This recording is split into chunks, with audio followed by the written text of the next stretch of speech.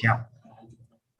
Baik, Assalamualaikum warahmatullahi wabarakatuh. Salam hormat dan salam kebajikan bagi kita semua. Selamat siang rekan-rekan yang saya hormati. Pada sesi ini materi kita yaitu tentang hukum acara pengadilan agama atau peradilan agama yang dimateri oleh Bapak Prawita Tholib. Beliau adalah dosen sekaligus praktisi, dosen di Universitas Airlangga, sekaligus ahli di beberapa pengadilan agama. Untuk mempersingkat waktu, untuk tempat dan waktunya kami perkenankan, monggo Pak Prawitra. Matur nuwun. Bentar, ini saya nyalakan kamera. Muka saya kelihatan kah? Oh, oke. Alhamdulillah. Saya tadi sempat kaget. Moderatornya bilang isoma. Oh, isoma berarti istirahat, sholat makan. Ini sholatnya sholat duha gitu. Tapi alhamdulillah ini break sejenak ya. Break sejenak ini untuk biar nggak jenuh, nggak bosan dan sebagainya ya.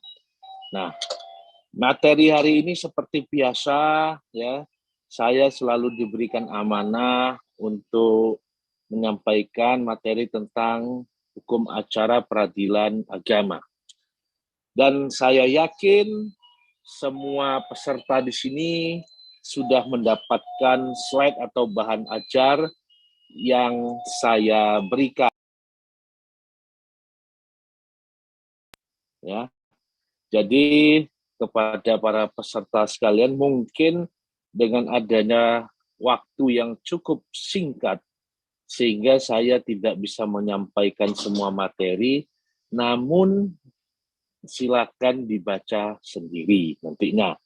Nah, ketika saya menyampaikan materi, apabila ada yang hendak ingin ditanyakan, monggo langsung saja raise hand atau apa, monggo, tidak perlu menunggu akhir sesi karena biasanya tidak cukup. Kenapa? Karena kalau kita melihat materi atau ruang lingkup daripada peradilan agama itu menurut Undang-Undang Nomor 3 Tahun 2006 itu sangat luas sekali, ya. Nah, oleh karenanya saya mungkin tidak menyampaikan ke semuanya, ya, tapi sebagian saja karena keterbatasan waktu. Dan Anda saya lihat ini ada 84, ya, artinya dengan panitia 4 orang rata-rata ada 80 peserta, ini luar biasa ya. Antusiasme peserta mengikuti PKPA di Wijaya Kusuma, dan ini adalah insya Allah pilihan yang cukup tepat ya. Kenapa? Karena sepemahaman saya ya, PKPA yang diselenggarakan UWK ini adalah PKPA dengan rating kelulusan yang tertinggi. Jadi hampir semuanya yang ikut itu lulus. Seperti disampaikan Pak Joko tadi ya, ujian ratingnya tinggi, lulus ya. Tapi tentu saja lulus tadi harus ada ikhtiarnya, usahanya, berdoa dan sebagainya ya, belajar juga ya.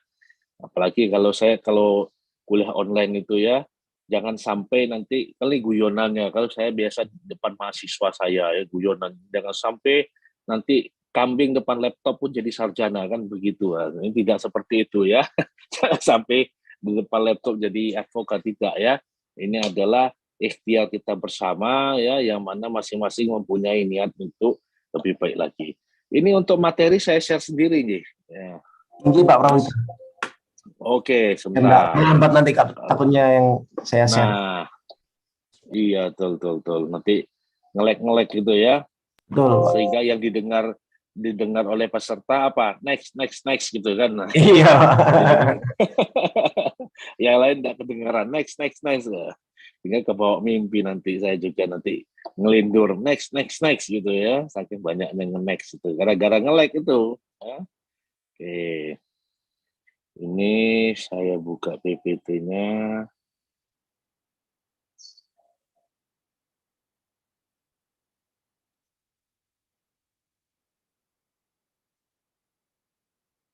Nah, ini kok juga muter ini. Oke.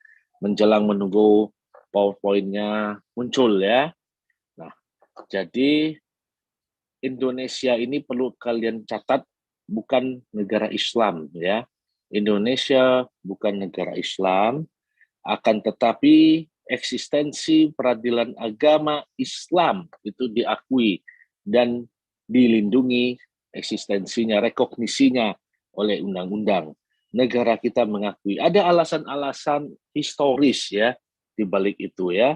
Ada alasan-alasan historis, filosofis yang memaknai kenapa peradilan agama itu masih ada, bahkan ada di negara yang bukan negara Islam. Nah, ini saya share screen. Ini kalau saya share screen, kamera saya otomatis off ini ya. Jadi bukan Oke, berarti siap, Pak. saya off cam. Nah, udah muncul ya. Sampun, Oke, Pak. sampun. Nah, ini sampulnya. Ini beberapa riwayat saya ya, nanti monggo kalau ada yang mau dikomunikasikan atau mau apa, silahkan menghubungi saya ya. Beberapa amanah selain sebagai pengajar, sebagai dosen ya. Saya kalau di UNER ada beberapa mata kuliah ya ampuh ya, hukum Islam, hukum perbankan, perbankan syariah, ya, penyelesaian sengketa alternatif, ya, hukum waris, bermacam-macam ya. Nah, oke. Nah, kalau dilihat dari sejarahnya, Indonesia ini sebelum berdiri pun lembaga peradilan agama pun itu embrionya sudah ada ya. Sehingga ketika Belanda masuk pun dia tidak serta-merta menghapus eksistensi peradilan agama di masing-masing daerah waktu itu. Tapi kewenangannya yang dipangkas. Sehingga peradilan agama pada waktu itu hanya terbatas kepada hukum keluarga saja. Yang kemudian ketika Indonesia merdeka, ya, sesuai dengan amanah Undang-Undang Nomor 1 Tahun 74, hanya sebatas hukum keluarga saja, ya, yaitu nikah, cerai, talak, rujuk, waris, masalah-masalah perkawinan, ya, cerai, NTCRW biasanya deh, nikah, cerai, talak, rujuk, waris itu adalah warisan daripada peninggalan Belanda. Nah, kalau dulu di zaman penjajahan itu ya, prestikrah itu namanya ya, itu di perkawinan dan kewarisan itu ya. Nah, ini kemudian mengakar ya sampai akhirnya Indonesia merdeka. Pasca kemerdekaan, pasal 63 inilah menjadi pintu masuk adanya perlunya lembaga peradilan agama. Ya, karena dalam Undang-Undang Nomor 1 Tahun 2004, Pasal 63 menunjuk lembaga peradilan agama sebagai tempat penyelesaian sengketa perkawinan antara orang Islam. Pada periode ini masih membutuhkan pengukuhan putusan pengadilan agama oleh pengadilan negeri. Jadi pengadilan negeri masih mengukuhkan putusan pengadilan agama. Ya, hingga akhirnya keputusan Menteri Agama nomor 6 tahun 80, nama PA yang berbeda-beda diseragamkan menjadi pengadilan agama dan pengadilan tinggi agama. Dan kemudian lahirlah Undang-Undang Nomor 7 Tahun 89. Ya. Lahir pula Inpres Nomor 1 Tahun 91 tentang kompilasi hukum Islam. Lahir pula Undang-Undang Nomor 3 Tahun 2006 tentang perubahan pertama Undang-Undang Peradilan Agama. Undang-Undang 11 Tahun 2006 tentang pemerintahan Aceh, ini mahkamah syariah ya yang ada di Aceh, tapi itu tidak saya singgung karena itu hanya berlaku di sana saja. Dan adanya Undang-Undang Nomor 50 Tahun 2009 perubahan kedua Undang-Undang Pengadilan Agama. Dan Perma Nomor 2 Tahun 2008 tentang kompilasi hukum ekonomi syariah. Oke. Lalu bagaimana dengan hukum acara yang ada di peradilan agama? Kalau dilihat pasal 54 Undang-Undang Nomor 7 Tahun 89, hukum acara yang berlaku pada peradilan agama adalah hukum acara perdata yang berlaku pada pengadilan dalam lingkungan peradilan umum, kecuali yang secara khusus diatur dalam undang-undang ini. Nah, jadi kalau gitu hukum acara peradilan agama sama ada hukum acara peradilan umum ya. Adanya pintu masuknya melalui gugatan atau permohonan. Produknya adalah putusan atau penetapan. Prosesnya kalau dia gugatan ya, ada gugatan, ada jawaban, replik, duplik, ya, pembuktian dan kesimpulan, ya, sama selesai, ya. Sehingga kalau Anda belajar peradilan agama, ya, maka Anda belajar acara peradilan umum, maka Anda juga otomatis mempelajari proses acara peradilan agama. Nah, sama dia. Karena peradilan umum acaranya sama dengan peradilan agama, maka selesai materinya. Kan sama gitu ya. Nah, nggak usah kita lanjutkan. Ada belajar peradilan umum ya sama dengan peradilan agama ya. Nah, tapi tidak seperti itu. Kenapa? Ada beberapa karakter khusus dari peradilan agama. Ini saya gambar. Nah, kenapa? Ada beberapa karakteristik khusus dari peradilan agama. Yang pertama, kalau dalam peradilan umum jelas undang-undang, undang-undang gitu ya. Tapi kalau peradilan agama tidak melulu undang-undang saja.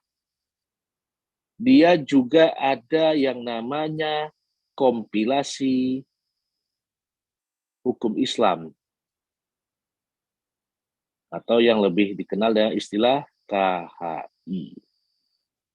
Ada yang namanya kompilasi hukum ekonomi syariah. Ya, kalau ini Inpres nomor 1 tadi saya singgung ya, 1 tahun 91. KHS ini Perma nomor 2 tahun 2008. Ada juga fatwa-fatwa tertentu, khususnya fatwa Dewan Syariah Nasional MUI. Nah, kalau ini khusus untuk perkara perbankan syariah saja. Kenapa fatwa itu hanya untuk DSN MUI saja? Kenapa fatwa yang lain tidak? Kenapa hanya sengketa perbankan saja? Karena dasar hukumnya adalah pasal 1 angka 12 Undang-Undang 21 2008. Fatwa ini kan kalau bahasa literaturnya kan apa? Fatwa itu legal opinion ya, pendapat hukum. Jadi seseorang kesulitan, ada problem meminta fatwa. Fatwa itu berlaku untuk dirinya sendiri, berlaku untuk yang meminta fatwa tadi. Fatwa itu apakah punya kekuatan mengikat? Jawabnya tidak, tapi dia dapat diundangkan. Ketika diundangkan itulah dalam suatu konun dia punya kekuatan mengikat. Nah, konun itu sebetulnya undang-undang ya, yang dibuat oleh negara. Nah, kalau fatwa Dewan Syariah Nasional MUI khusus yang mengatur masalah perbankan syariah, dia ada cantolannya pasal 1 angka 12 Undang-Undang 21 2008. Nah, sehingga ketika ada sengketa perbankan syariah, ya ini fatwa DSN MUI masuk. Kompilasi hukum Islam, ini masalah tentang fikih-fikih perkawinan, waris, ya semuanya ada di sini. Termasuk hibah dan wasiat juga. Kalau kompilasi hukum ekonomi syariah ini mengatur mengenai apa itu akad, ya bagaimana akad dan sebagainya, ya mengenai praktek-praktek bisnis syariah ada di sana. Mirip konsepnya seperti PW. Oke, saya lanjut yang PowerPoint.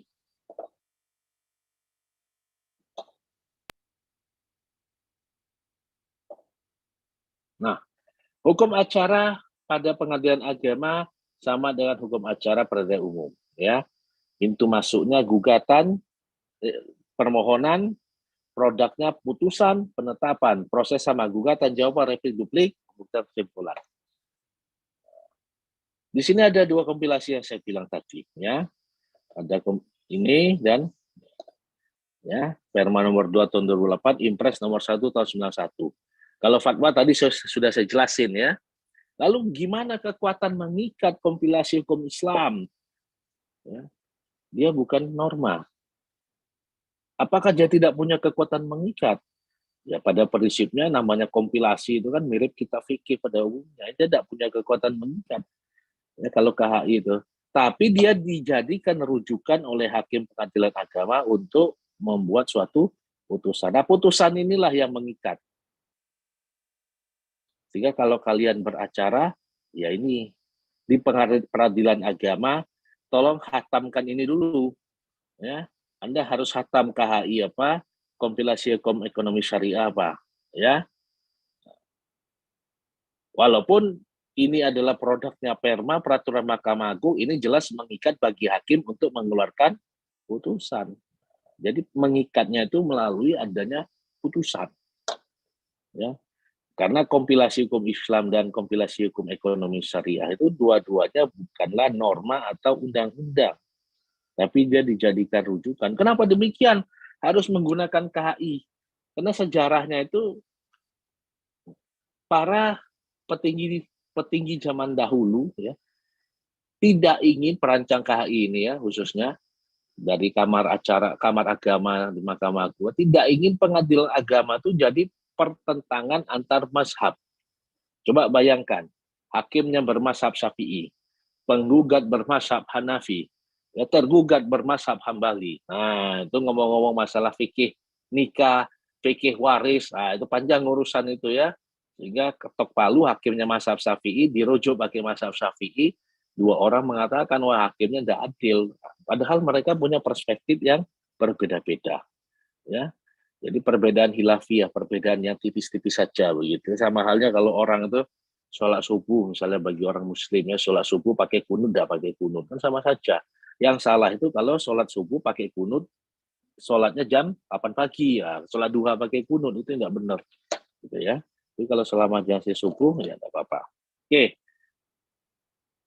Sistematika KHI, ini pelopornya itu Profesor Bustanul Arifin, ya, harus ada hukum Islam yang jelas, ya, supaya tidak jadi pertentangan antar mazhab, ya, sehingga hakim pun untuk memeriksa itu jelas rujukannya, guidelines-nya adalah Inpres nomor kompilasi hukum Islam tadi, ya.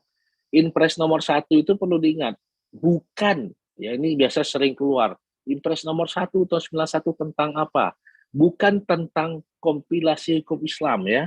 Inpres nomor 1 tahun 91 tentang penyebar luasan kompilasi hukum Islam.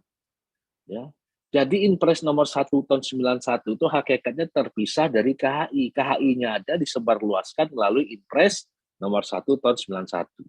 Jadi perintah Inpres tadi, instruksi Presiden tadi bukan untuk mewajibkan, bukan untuk memaksa, tapi menyebarluaskan, yang mana idealnya ini dijadikan rujukan supaya ada penyeragaman penafsiran daripada Al-Quran dan Sunnah yang berkaitan masalah perkawinan dan waris khususnya.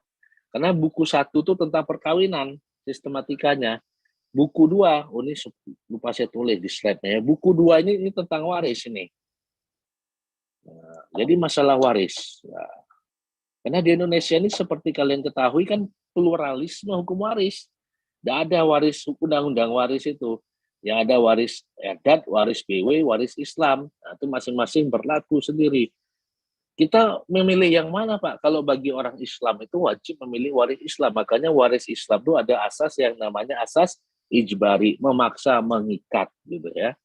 Nah, jadi gimana kalau orang Islam tidak mau memilih waris Islam, maunya waris BW misalnya, ya kalau seperti itu artinya Islamnya Islam yang tidak kafah gitu ya. Gimana kalau memilihnya waris adat? Makanya kalau dalam adagium adat kan ada orang Sumatera Barat yang pahamnya adat bersendi syarak, syarak bersendi kitabullah, adat bersendikan syariah, syariah bersendikan kitabullah yaitu Al-Quran. Ini masalah wakaf ya, wakaf ini sudah nggak dipakai lagi karena sudah ada Undang-Undang 41 2004, PP 42 2006 dan PP 25 2018. Tapi buku 3 ini mengatur wasiat, buku 3 ini mengatur apa? Masalah selain wakaf ya, itu di dalam buku 3 ini masih berlaku. Tapi kalau masalah hibah, masalah wasiat, masalah waris ini ada di dalam buku 2. Ya. Nah, coba kita lihat ini. Peraturan Mahkamah Agung, tadi kompilasi hukum Islam sudah jelas ya. Lalu bagaimana dengan kompilasi hukum ekonomi syariah? Nah, ini peraturan Mahkamah Agung nomor 2 tahun 2008. Ya. Di dalam pasal 1-nya itu disebutkan itu. Hakim pengadilan dalam lingkungan peradilan agama memeriksa mengadili masa perkara yang berkaitan dengan ekonomi syariah menggunakan sebagai pedoman prinsip syariah yang ada dalam KHS. Jadi ada kewajiban hakim untuk mempergunakan KHS ketika mengadili sengketa ekonomi syariah. Namun dengan menggunakan prinsip syariah dalam KHS ini tidak mengurangi rasa tanggung jawab untuk menggali dan menemukan hukum. Tapi ada anjuran untuk mempergunakan sebagai pedoman. Nah, jadi kalau Anda beracara di peradilan agama ya, misalnya langganan spesialis NTCRW ya, nikah cerai talak rujuk waris gitu ya. Itu hatamkan, Anda pahami itu KHI. Tapi kalau Anda sebagai pengacara bisnis syariah ya, tidak saja NTCRW tapi Anda sengketa ekonomi syariah, Anda harus pahami yang ada di dalam kompilasi hukum ekonomi syariah, gitu ya. Apa saja isi dari kompilasi hukum ekonomi syariah? Kalau KHI tadi jelas, buku 1, buku 2, buku 3. Buku 1 kawin, buku 2 waris, buku 3 lain-lain gitu ya. Nah, kalau KHS ini banyak ini ya, tentang hukum harta, tentang akad, tentang kontrak syariah, ya jenis-jenis kontraknya seperti apa gitu ya. Nah, macam-macam. Ini masalah masih akad ini ya, ada akad khiyar, sewa menyewa, gadai. Khiyar itu hak untuk menolak gitu ya, untuk menolak apabila tidak sesuai dengan isi akad gitu. Nah, wakalah lain-lain, masih ini panjang. Nah, baru buku 3 zakat dan hibah ya. Ada juga akuntansi syariah ya. Ini dalam kompilasi hukum ekonomi syariah. Walaupun kalau dalam akuntan sekarang itu para akuntan tidak menggunakan ini tapi menggunakan ISAK ya, ISAK 13 itu kalau untuk akuntansi syariahnya ya. Sehingga kalau yang diaudit itu adalah perusahaan syariah, yang diaudit itu adalah nazir wakaf ya. Nah, itu biasanya menggunakan ISAK 13 ya. Nah, saya orang hukum tapi akuntansi sedikit-sedikit paham ya. Karena saya jadi sekretaris pengelolaan dana sosial Universitas Erlangga. Jadi mau tidak mau harus akuntabel itu ya. Jadi dikit-dikit belajar akuntansi saya ya. Nah, lalu kompetensi pengadilan agama ini saya skip saja ya. Skip saja. Nanti kalian belajar sendiri. Nah, lalu bagaimana dengan kompetensi pengadilan agama menurut pasal 49 nomor 3 tahun 2006? Kalau dulu saya bilang kan NTCRW nikah, cerai, talak, rujuk, waris. Kalau sekarang tidak. Ya, dalam pasal 49 itu diatur yang menjadi wewenang pengadilan agama masalah perkawinan, masalah waris, masalah wasiat, masalah hibah, wakaf, zakat, infak, sodakoh, dan yang terakhir ini ekonomi syariah. Ekonomi syariah itu kalau kita lihat penjelasannya macam-macam, mulai dari perbankan syariah, mulai dari perbankan, pegadaian, apalagi itu, reksadana, pasar modal, ya, dana pensiun, ya, pokoknya ono syariah-syariahnya kalau bisnis tuh itu larinya ke pengadilan agama. Ini yang perkembangan sangat signifikan dari pengadilan agama, ya.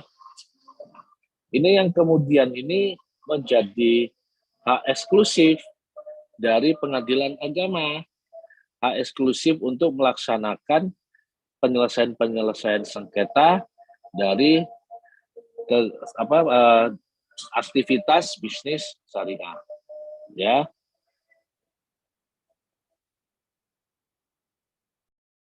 Sebentar ya, sebentar.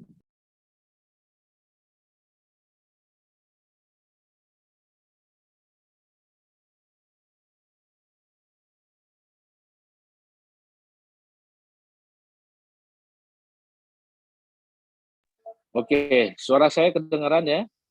Benar, Pak. Oke, kita lanjut lagi. Ini slide-nya masih muncul? Masih muncul, Pak. Oke, sip. Kalau slide-nya masih muncul, alhamdulillah. Nah, di sini mengenai kompetensi dari masing-masing kompetensi mengenai hal-hal yang menjadi kompetensi dari pengadilan agama. Jadi setiap bidang di sini bisa di breakdown lagi ya, bisa di breakdown lagi.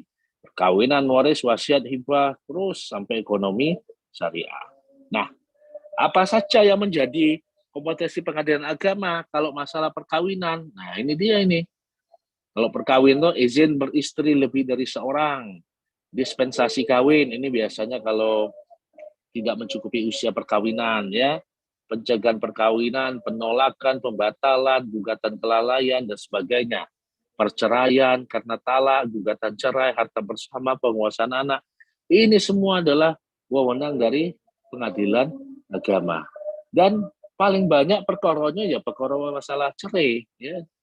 Anda mungkin bisa melakukan riset ya. Teman saya itu di ketua DPC Gresik itu, jadi katanya Ketua DPC Pradi Gresik, Mas Kuku itu. Di Gresik itu sendiri pengadilan agama itu setiap tahun itu bisa 10.000 kasus Gresik saja, kasus cerai yang ditangani. Bayangkan itu ya, 10.000 kasus cerai dan lebih dari 50% berujung gagal, artinya nggak bisa rujuk gitu ya. Jadi bayangkan ya, saking banyaknya kasus-kasus perceraian. Sehingga ini menimbulkan suatu pertanyaan, apakah memang penduduk Indonesia di saking banyaknya, atau karena fenomena kawin cerai itu adalah menjadi suatu fenomena new culture gitu ya, budaya baru gitu. Yang penting kawin gitu, besok cerai ya urusannya Gusti Allah kan gitu. Nah, selain itu banyak lagi wewenangnya. Ini masalah perkawinan saja ya. Kewajiban memberi biaya, putusan sah atau tidaknya seorang anak, putusan pencabutan ke seorang tua, terus ini masalah kawin ya dan sebagainya. Sehingga muncullah suatu pertanyaan yang saya tanyakan kepada salah satu peserta di sini. Coba, ada pertanyaannya begini. Yang benar ini istilah kawin atau cerai? Istilah kawin atau cerai. Yang benar itu istilah kawin atau nikah? Siapa yang bisa menjawab? Mohon izin, Pak. Ayo. Mohon izin, Ya, kawin, Kawin, Pak. Pak. Oke, Triaji kawin. Muhammad Imam kawin juga. Iya, Kawin, Pak. Kawin. Kawin. Pak Gunter juga. Ya. Saya tanya Muhammad Imam sudah kawin atau belum? Udah, Pak. Sudah. Berapa kali? 1 kali, Pak. Baru 1 kali. Ada niat mau nambah? 1 aja, Pak. Cukup. Oh gitu. Nah, kalau sudah kawin saya tanya, yang dipegang oleh Muhammad Imam Mahfur, buku kawin atau buku nikah? Tanya. Buku nikah. Nah, kalau gitu yang benar kawin atau nikah?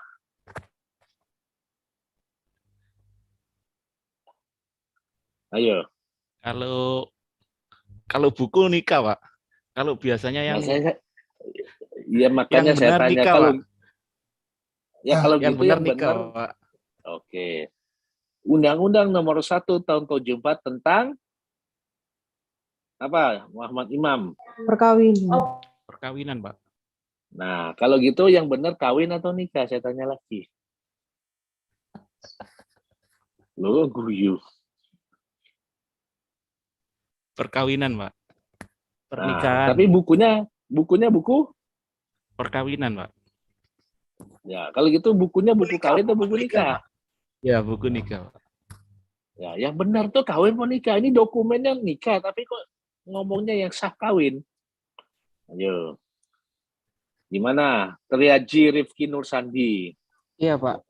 Menurut saya yang benar itu tetap kawin, Pak. Ya Karena menurut Rifki, masa saya tanya menurut tetangga kan? iya, menurut saya, Pak. Nah, Itu karena iya. pada Hmm. itu, Pak, dalam kesempatan di pleno tentang Undang-Undang Nomor 1 Tahun 1974 itu awalnya Undang-Undang Pernikahan memang. Tetapi untuk kan Undang-Undang Pernikahan itu memang penyebutannya untuk orang Muslim saja. Untuk bisa semua agama itu akhirnya diganti dengan pengucapannya Undang-Undang Nomor 1 Tahun 1974 tentang Undang-Undang Perkawinan, Pak. Untuk bisa dipergunakan untuk semua agama seperti itu, Pak. Menurut sehingga saya. kalau gitu, ya yang benar nikah atau kawin sekarang ini, itu aja pertanyaannya. Rapat pleno nggak usah disinggung lagi, ha? Kawin. Kawin, Pak. Kawin. Nah, sudah kawin atau belum? Alhamdulillah sudah, Pak. Nah, yang dipegang buku nikah, buku kawin, kan itu. Buku nikah, Pak. Buku nikah yang saya pegang. Kan begitu.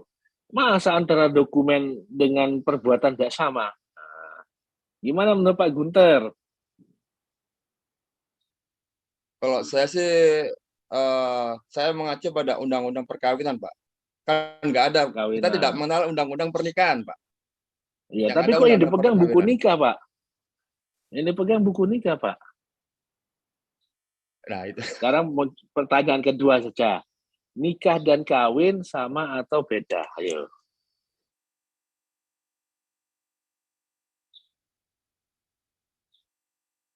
Ayo, kan tadi kan yang mana yang benar, oke. Ya, yang mana yang benar, jawabannya bermacam-macam. Nah, sekarang saya tanya lagi, sama atau beda? Ada perbedaan, Pak. Ervin Novianto Kalau ini pengertian 2 kali kawin, ke toilet ini. Apa? Kenapa? Mas Imam? kalau menurut KBBI, kawin merupakan kata kerja dari memboyong atau hubungan antara dua orang untuk membentuk keluarga. Sedangkan Hmm, pernikahan merupakan hubungan yang sah di mata agama dan negara, Pak. Jadi membedakan mata antara agak. surat aja, Pak. Oke, ini panjang ini urusannya deh. Catat ya. Tadi jawabannya di mata agama dan negara. Sehingga pertanyaannya sama atau beda? Menurut saya beda, Pak. Nah, beda. Siapa yang bilang beda? Ya, saya, Pak. Andi, Pak. Oh, Pak Andi. Ya, oke. Ya, kalau perkawinan itu menjurusnya lebih ke hubungan biologis, Pak. Tapi kalau pernikahan Ya. itu pengesahan dari hubungan biologis itu tadi sehingga menjadi sesuatu yang sakral yang disahkan. Menurut saya, Pak. Oh, kalau kawin biologis, kalau nikah apa pengesahannya? Ya, Oke, berarti beda. Ada lagi yang bilang ya. beda? Atau ada yang bilang sama? Berbeda, Pak. Berbeda. Ya. Ya, kenapa Rifki? Iya, Pak. Kalau kawin sendiri kan diambil dari bahasa Jawa, Pak. Yakni awin, yang artinya memboyong atau membawa. Sedangkan untuk nikah sendiri berasal dari bahasa Arab anuh yang mempunyai arti kata kerja nakah. Adapun artian bahasa tersebut adalah berhimpun, berkumpul atau menyetubui. Jadi menurut saya kawin dan nikah berbeda seperti itu. Nah, ini benar. Jadi Pak Andi kebalik ya. Justru yang makna menyetubui itu adalah nikah. Maka fangkihu atau balakum minanisa masna sulasa waruba'a. Ada yang tahu artinya? Saya doakan lulus PKPI kalau ada yang tahu artinya. Fangkihu atau balakum minanisa masna sulasa waruba'a. Siapa yang tahu artinya? Ayo. Ini nggak ada yang tahu artinya atau pura-pura nggak tahu. Lihat itu Quran surah An-Nisa ayat 3 ya. Fangkihu atau balakum minan nisa masna sulasa waruba'a nikahilah wanita-wanita yang kamu cintai. Ya, 2, 3 atau 4. Nah, perintah awalnya kan 2, 3 atau 4. Nah, kalau menikah itu baru 1 kali tidak melaksanakan perintah agama karena perintah agamanya 2, 3 atau 4. Nah, tapi harus sama halnya dengan baca norma. Ini Mas Fikri kayaknya speakernya dimatiin saja supaya tidak mengganggu Fikri Mahbub. Nah, sama halnya ketika membaca norma, tidak boleh membaca norma itu 1/1 saja tanpa keseluruhan. Baca Quran juga gitu, fangkihu atau balakum misna wasulasa waruba'a, nikahlah wanita yang mencintai 2, 3 atau 4. Apabila tidak dapat berlaku adil maka cukup nikahilah bahwa tidak 1 saja. Nah, itu. Problemnya apakah orang yang berpoligami itu dapat berlaku adil itu relatif, tapi sulit. Jangankan menikah lagi, misalnya ya Rifki Nursandi. Nah, Rifki ini kepengen betul beli iPhone 14 Max Pro. Saking pengennya iPhone 14 Max Pro, Rifki ini menabung dengan ekstrim. Nabung dengan ekstrim gimana? Nabung duit penghasilan dikumpulkan ya. Tiap hari itu puasa, bukan puasa Nabi Daud, pokoknya tiap hari puasa. Ya, niatnya aku puasa sampai terbeli iPhone 14. Saking niatnya, saking ekstrimnya, sahurnya itu hanya pakai peromah, ya, bukanya hanya pakai Indomie, tiap hari.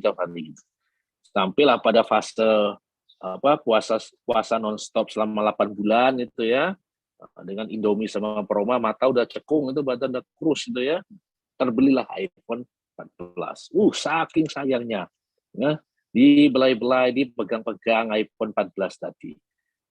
Berapa bulan kemudian, atau mungkin berapa setengah tahun kemudian ya, dapat rezeki yang banyak, rezeki naik ya. rezeki naik, keluarlah iPhone 15. Ya Rifki ya. Langsung beli iPhone 15 tanpa pakai puasa, tanpa sahur promah, tanpa buka Indomie. Wah, pertanyaannya cuma satu. Tiap hari yang dibelai-belai dipegang tuh iPhone 14 atau iPhone 15. Itu aja. Mana Rifki kalau kamu punya kasus gitu? Yang tiap hari ya iPhone 13, Pak. Wah, Kalau 13. saya, Pak, seperti itu, Iya, Pak. itu ketok ono bojoy di depan itu, makanya ngomong Oh, enggak, gitu. Pak.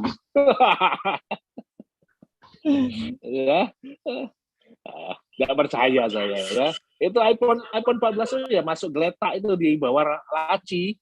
Ya, tiap hari dipegang iPhone 15. Padahal lupa perjuangan mendapatkan iPhone 14 itu dengan puasa spromah dan Indomie gitu ya. Nah, itulah analogi orang yang berpoligami kalau nggak siap. Ini ilustrasi ya, kalau ada yang merasa atau memang ada fakta di antara peserta, mohon maaf ini tidak disengaja, ini ilustrasi saja begitu ya.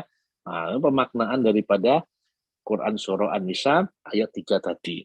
Seperti itulah analoginya. Nah, sekarang kita kembali kepada pertanyaan, apakah kawin ini sama dengan nikah? Kalau saya, ini mungkin ada di antara rekan-rekan sekalian yang pernah ijab kabul menggunakan bahasa Arab ya. Kalau saya belum, tapi kalau saya tidak bahasa Arab, tapi kalau saya lihat-lihat dari beberapa kitab kan, nah ini ya. Siapa bisa baca angkah tuka, wazawajtuka, mahtubataka binti ya. Dijawab dengan qabil tu nikaha wa tazwijaha alal mahri. Ya. Aku nikahkan engkau dan aku kawinkan, jadi zawaj di sini ya. Nah, di bawahnya qabil tu nikaha, aku terima nikahnya, wa tazwijaha dan kawinnya alal mahri dengan mahar. Jadi di dalam ijab dan qabul pun kalau dilihat dari aslinya Arabnya ya, ada pemaknaan antara nikah dan kawin. Dua hal yang berbeda. Ini secara bahasa. Ya. Jadi nikah itu hubungan badan, zawaj itu adalah bagaimana menyatukan atau mengesahkan hubungan badan tadi. Yang kemudian zawaj tadi, tazwijaha tadi diterjemahkan, inilah kawin. Nikah itu nikah dan kawin. Kawin itu dari bahasa Sanskerta ya, kawin gitu. Nah, kalau dia memang sama, ya, kenapa dia harus diucapkan dua kali secara berbeda? Nah, ini kan mubazir kan, ada mubazir, inna mubazir ikana minasyayati, mubazir temannya setan. Kenapa mengucapkannya berbeda kalau dia maknanya sama? Ya. Tapi ini kan kalau dalam secara gramatikal kalau mau ijab qabul. Tapi, nah ini saya bilang tadi kan zawaj atau tazwijah diartikan sama dengan kawin. Kalau dia sama maknanya, kenapa diucapkan dua kali dalam satu kalimat? Ini kalau pemaknaan yang hakiki secara gramatikal. Tapi kalau secara pemaknaan normatifnya, ya nikah itu ya kawin.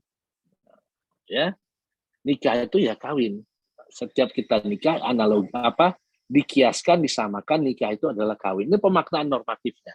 Sehingga kalau Undang-Undang Nomor 1 Tahun 74 tentang perkawinan, apakah sama dengan Undang-Undang Pernikahan?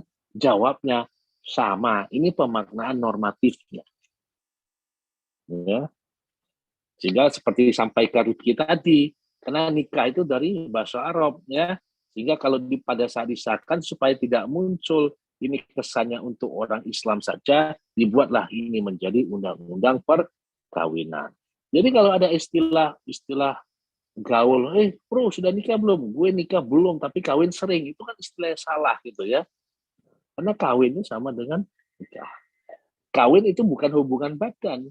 Hubungan badan itulah yang pada hakikatnya adalah persetubuhan. Nah ini dia. Pernikahan itulah yang hakikatnya adalah persetubuhan. Justru kalau perkawinan itu adalah dipikul, diboyong, diambil gitu ya. Artinya mengambil sesuatu untuk kita jadikan satu, ya, menggabungkan sesuatu. Apa yang digabungkan antara laki-laki dan perempuan tadi. Tapi bahasa persetubuhan itu sebetulnya berasal dari nikah tadi. Nah, oke. Nah, sehingga muncul problem. bukan problem, muncul case. Bagaimana dengan nikah siri? Ada yang pernah dengar nikah siri? Tahu nikah siri?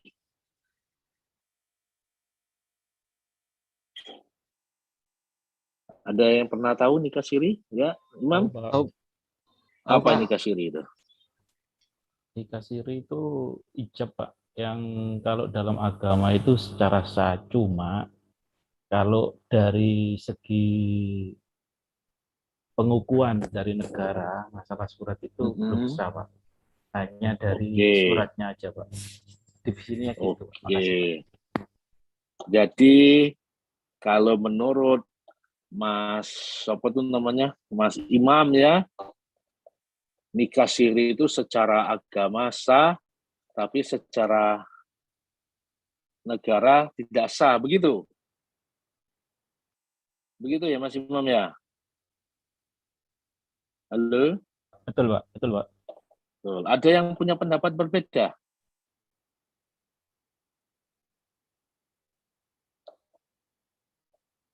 Ada yang punya pendapat berbeda? Oke.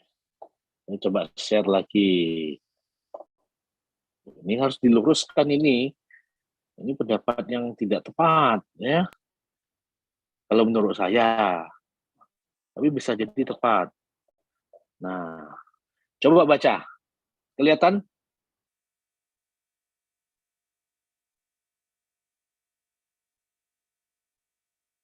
Halo? Kelihatan slide-nya? Ya, Kelihatan Kelihatan, share Pak. saya? Kelihatan, Pak. Kelihatan, Pak. Coba baca pasal 2 ayat 1. Perkawinan adalah sah apabila dilakukan menurut hukum masing-masing agamanya dan kepercayaannya itu. Oke, titik. Nikah siri itu menurut agama sah atau tidak? Sah, Pak? Sah kan? Menurut agama sah kan? Iya, Pak. Berarti kalau gitu, menurut undang-undang sah dong. Siapa bilang menurut undang-undang nggak sah? Karena parameter sah atau tidaknya pernikahan atau perkawinan menurut undang-undang adalah sah secara agama. Sehingga nikah siri sah nggak menurut undang-undang? Tidak, Pak. Apa yang bilang? Kenapa alasan nggak bilang tidak? Begini, Pak. Kalau nikah Nah. siri sendiri kan sebenarnya kalau pernikahan itu dalam UU nomor 22 tahun 1946 itu wajib dicatatkan. Yang menyatakan bahwa setiap pernikahan harus diawasi oleh pengawas pencatatan pernikahan dan itu disertai sanksi berupa denda dan kurungan badan. Jadi kalau tidak dicatatkan, Pak, meskipun sah dalam agama, tetapi anggapannya tidak sah karena memang dalam aturan UU nomor 22 tahun 1946 sudah mengatur hal tersebut, Pak. Ya, UU nomor 2 tahun apa tadi? 1996 mencabut pasal 2 ayat 1 atau tidak? Undang-Undang 174. Pasal 1 ayat 2 pasal 2 ayat 1 bunyinya apa? Ayo, baca lagi. Coba baca. Ayo. Ini menentukan kawin siri sah atau tidak aja kalian mikir. Gimana ini? Menurut saya sah, Pak, nikah siri itu, Pak. Ya. Ya. Karena Kenapa kan sah? karena kan nikah siri itu juga ada saksinya, Pak. Oke. Kan nikah siri sah. Ya, problemnya kan kalau secara agama oke lah sah. Masalahnya secara negara kita ini mengakui nggak eksistensi nikah siri? Untuk negara tidak mengatur untuk nikah siri, Pak. Loh, coba lihat tadi Pak, pasal 2 ayat 1. Perkawinan sah apabila dilakukan menurut agama. Kalau agama sah, negara menganggap sah atau tidak perkawinan tadi?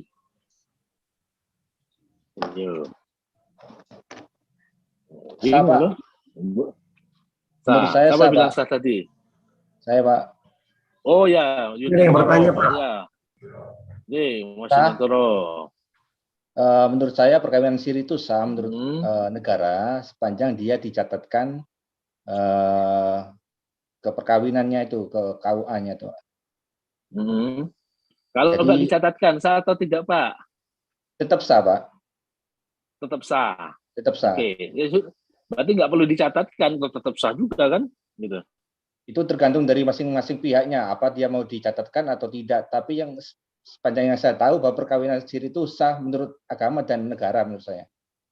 Oke, ya udah, sah menurut agama dan negara. Lalu bagaimana pemaknaan pasal 2 ayat 2 tadi? Ada ingat bunyinya? Dicatatkan ke Ya, bukan. negara. Kita lihat lagi. Ini baru kawin tuh loh, Pak. Belum masuk waris, belum masuk ekonomi syariah ini. Tiap-tiap perkawinan dicatat menurut peraturan perundang-undangan yang berlaku. Sehingga pemaknaannya apa? Pemaknaan daripada nikah siri. Nikah siri itu kan begini, Pak ya. Nikah siri itu artinya rahasia. Siri itu rahasia, diam-diam. Dan nikah siri itu istilahnya hanya dikenal di Indonesia sebetulnya ya. Fikihnya itu enggak ada. Jadi nikah yang secara diam-diam tapi memenuhi rukun dan syarat perkawinan, nikahlah dia. Intinya memang tidak dilakukan di depan penjabat pencatat perkawinan ya atau pejabat KUA. Tapi tetap sah. Lalu gimana eksistensi nikah siri? Inilah yang saya jelaskan. Ini tolong diingat ya, tolong dicatat ya supaya tidak nanti menimbulkan salah tafsir. Oh, nikah siri tidak sah. Dan saya juga tidak nganjurkan untuk nikah siri. Oh, kata Pak Prawitra nikah siri itu sah, wes nikah siri aja. Nah, enggak ya. Nikah siri itu sah, namun belum sempurna. Kenapa? Hak dan kewajiban para pihak maupun akibat daripada perkawinan tadi tidak dilindungi oleh undang-undang.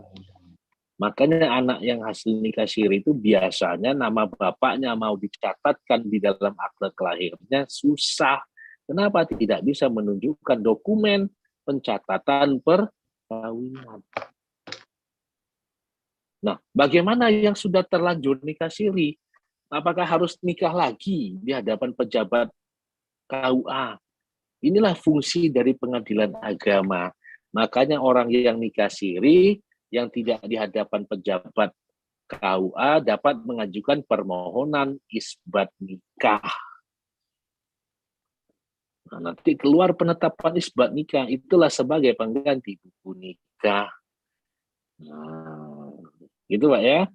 Jadi enggak apa, wah kamu nikah siri misalnya ya, Mas Imam nikah siri gitu kan nikah siri, udah kalau gitu kan apa enggak ada dokumennya, udah nikah lagi. Nah, 2 kali ijab kabul, yang satu diam-diam, yang satu di hadapan pejabat KUA, itu kan tidak seperti itu ya, karena ijab kabul itu cukup diucapkan 1 kali saja.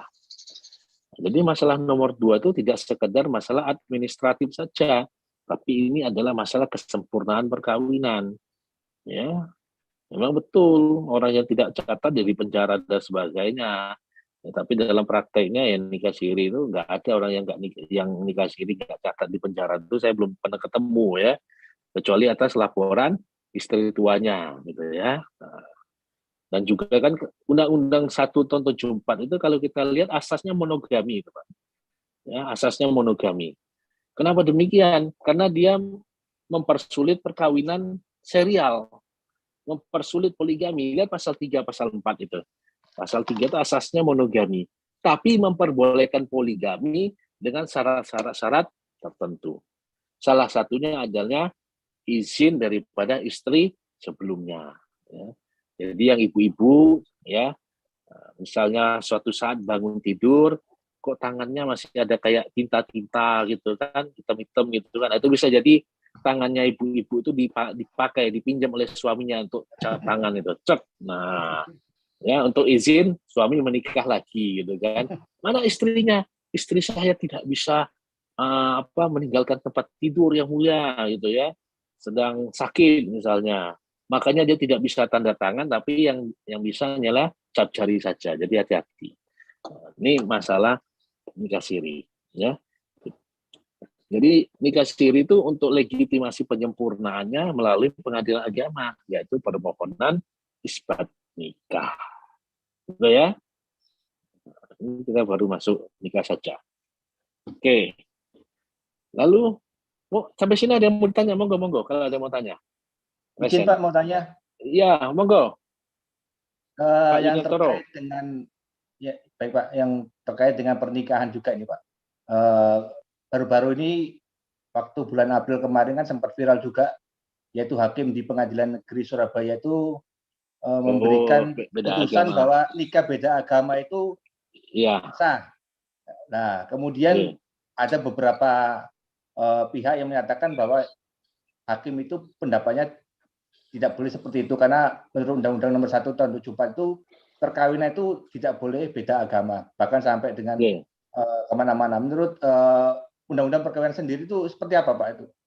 Konstruksi hukumnya. Ini pertanyaan bagus itu.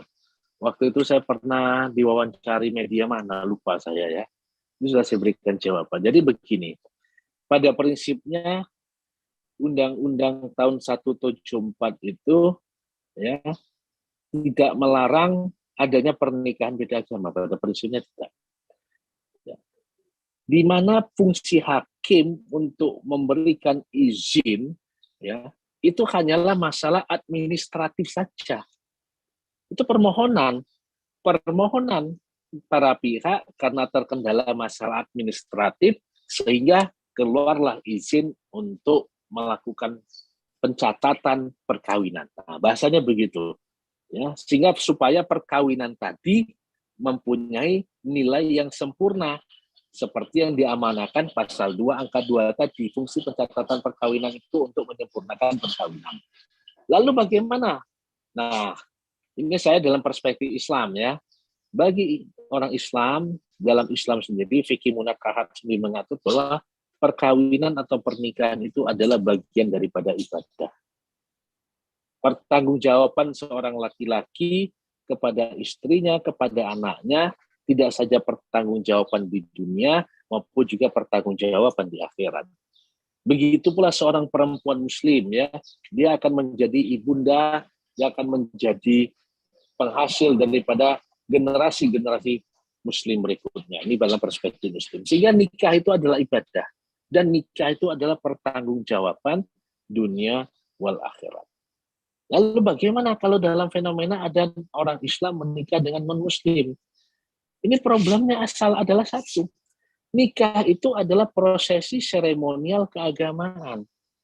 Sehingga kita bisa memilih ini akan dilangsungkan secara agama A atau dilangsungkan secara agama B. Atau mungkin bisa dilangsungkan secara dua-duanya. Hari ini agama A, besok agama B, ngikuti masing-masing mempelai. Dan itu kalau dalam Islam sudah pasti ya hukumnya adalah tidak boleh. Ya, makanya dalam Quran surah Al-Kafirun itu kan lakum dinukum waliyadin. Untukmu agamamu, untukku agamaku. Jadi sudah diatur, tidak boleh kita mengikuti yang lain begitu. Kalau seandainya saya misalnya menikah dengan orang Yahudi misalnya ya, hari ini saya ijab kabul, besok saya langsungkan prosesi Yahudi di sinagog gitu misalnya. Nah, udah saya sudah bukan seorang Muslim yang kafah. Ini dalam perspektif pribadi. Sehingga fenomena yang ada di Pengadilan Negeri Surabaya, kalau menurut saya, hakim hanyalah menjalankan fungsi administratif saja. Ini kalau kita lihat substansi daripada penetapan tersebut. Kalau hakim seandainya membatalkan, nah itu sudah hakimnya tambah diserang lagi, bisa diadukan ke Komnas HAM karena bertentangan dengan hak asasi manusia. Kembali kepada pribadinya. Dan fenomena pencatatan perkawinan beda agama itu tidak baru ini karena ada media sosial saja. Sejak tahun 80-an itu sudah banyak, ya, sudah banyak pengadilan-pengadilan negeri yang memberikan izin ya kepada pasangan yang beda agama, sudah banyak itu, ya. Tapi kembali lagi ini adalah masalah akidah, masalah person daripada orang yang melangsungkan pernikahan tadi, ya. Sah atau tidaknya itu adalah urusannya Gusti Allah, tapi secara administratif ya ini adalah suatu upaya penyempurnaan hak dan kewajiban seorang suami dan seorang istri maupun anak-anak yang dilahirkan dari perkawinan tadi. Itu saja fungsinya. Justru kalau pengadilan agama menolak, mereka tetap melangsungkan perkawinan juga, hak-hak anaknya, bukan pengadilan agama, pengadilan negeri menolak, mereka dengan dasar cinta langsung melangsungkan perkawinan, tetap melangsungkan perkawinan, ada anak-anak yang dihasilkan, tidak dilindungi oleh negara, ini juga tidak benar ya. Karena secara administratif, okelah perkawinan untuk urusan negara, tapi secara prosesi, secara hubungan kepada sang pencipta, perkawinan itu adalah bagian dari ibadah. Ini bukan menurut Islam saja, kalau menurut saya setiap agama punya perspektif yang sama. Karena setiap agama punya prosesi pernikahan masing-masing yang dipertanggungjawabkan di hadapan Sang Maha Pencipta. Jadi ketika ada beda agama, langsung perkawinan dengan dasar cinta dan sebagainya, ini kembali lagi dia adalah umat beragama yang taat atau tidak. Kenapa? Kalau dia memang menganggap Tuhan itu adalah segala-galanya dan menganggap pernikahan itu sesuatu yang sakral, dia harus memilih, ya, meninggalkan agamanya untuk mengikuti agama pasangannya atau mengajak pasangannya untuk satu agama dengan dirinya. Gimana kalau dua-duanya melangsungkan perkawinan? Ya, ini secara secara keimanan saya rasa adalah sesuatu yang tidak sempurna. Kenapa? Karena pernikahan itu adalah seremonial religi, ya, yang mana itu kita menghargai nilai-nilai transendental, ya, yang ada di sana. Itu kalau menurut saya, Pak Yunentoro, ya.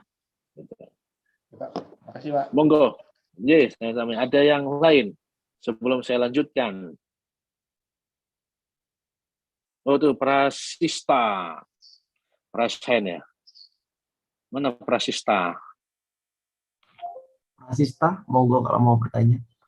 Iya, Prasista, Pak. Iya, Prasista. Balik lagi ke sidang isbat tadi, Pak. Oh, ini cowok ya? Saya kira Prasista ini cewek. Gitu. Kalau malam, Pak, cewek. Oh, kalau malam cewek. Iya. Maka Jadi, bahaya ini ya. Ketetapan pengadilan agama mengenai sidang isbat. Akibat hukum perdata dari itu, apakah anak yang terlanjur lahir sebelum putusan itu ada, apakah masih bisa diakui atau ada hak lain yang timbul dari itu? Baik, oke, pertanyaan bagus. Ini saya jelasin lagi. Konsep anak sah. Anak sah menurut Islam dan BW itu adalah dua hal yang berbeda. Kalau dalam BW itu anak sah itu apa? Anak yang lahir di dalam perkawinan. Betul ya? Dalam BW gitu. Kalau dalam Islam tidak. Anak sah ini adalah anak yang dibuat setelah ijab dan qabul. Paham maksud saya? Ya, yang dibuat setelah ijab dan qabul. Walaupun ijab dan qabulnya itu adalah siri. Ada case begini. Dia ijab dan qabul, nikah di depan penghulu, ya, depan pejabat KUA. Tapi itu dilangsungkan ketika si mempelai perempuan dalam usia kandungan 3 bulan. 6 bulan kemudian lahir sang anak. Itu karena kehilafan di masa lalu, ya. Nah, itu adalah dosa dari ibu dan bapaknya. Lahirlah anak tadi. Itu kategorinya tidak termasuk anak sah loh ya. Maaf ngomong, termasuk anak hasil zina. Kenapa? Dia dibuatnya sebelum ijab dan qabul. Tapi kemudian si pasangan tadi kena tobat dan sebagainya, akhirnya lahirlah anak kedua. Lahirlah anak ketiga dan seterusnya. Itu anak sah itu. Tapi si kakak yang paling tua itu kategorinya anak hasil zina atau anak tidak sah. Nah, sehingga kalau pertanyaannya bagaimana efeknya isbat nikah kepada anak, jawabnya tidak ada efek sama sekali. Hanya legitimasi penguatan saja, tanpa adanya itu pun itu anak tetap adalah anak sah kalau memang dibuatnya setelah ijab dan qabul. Makanya kalau anak hasil zina itu ada 4 akibatnya itu ya. Pertama, tidak boleh dinasabkan ke bapak kandungnya. Jadi kalau bapak kandungnya misalnya prasista gitu kan, nah, ya karena dulu khilaf masih mudanya koboi-koboyan gitu kan, nah, akhirnya khilaf gitu berbuat, nah tidak lahirlah si anak itu tidak boleh. Misalnya dia perempuan X binti prasista, laki-laki X bin prasista, tidak boleh begitu. Ya dia harus disematkan ke Asmaul Husna. Ya, jadi biasanya pakai bin Abdullah, bin Abdurrahman, milih salah satu gitu ya. Tapi bukan berarti bin Abdullah atau Abdurrahman itu anak hasil zina. Memang nama bapaknya kebetulan Abdullah dan Abdurrahman begitu ya. Yang kedua, si anak tadi tidak punya hak mewaris kepada bapak kandungnya, hanya kepada ibu kandungnya saja. Yang ketiga, kalau dia perempuan, bapak kandungnya tidak boleh menjadi wali nikah. Yang keempat, kalau dia laki-laki, ya dia tidak boleh menjadi wali nikah dari saudari-saudari perempuannya. Nah, itu dia. Makanya dalam Al-Quran itu, dalam Islam itu tidak boleh wala taqrabuz zina, janganlah mendekati zina. Ya. Bahasanya yang dilarang itu kan mendekati, Pak. Ngelakoni tidak dilarang. Nah, tidak seperti itu ya. Gimana kita mau masuk rumah kalau mendekati pintu rumah saja tidak boleh. Itu analogi yang paling sederhana. Nah, kembali kepada konsep anak luar kawin dalam BW, kalau dia dilahirkan dalam perkawinan, anak sah. Ya, anak sah dalam BW. Tapi kalau dalam Islam, ya, tidak ditentukannya itu dia dilahirkan di dalam atau di luar perkawinan, tapi tergantung dia dibuatnya kapan. Ini ada yang tanya ke saya, Pak, saya ini terus terang, Pak.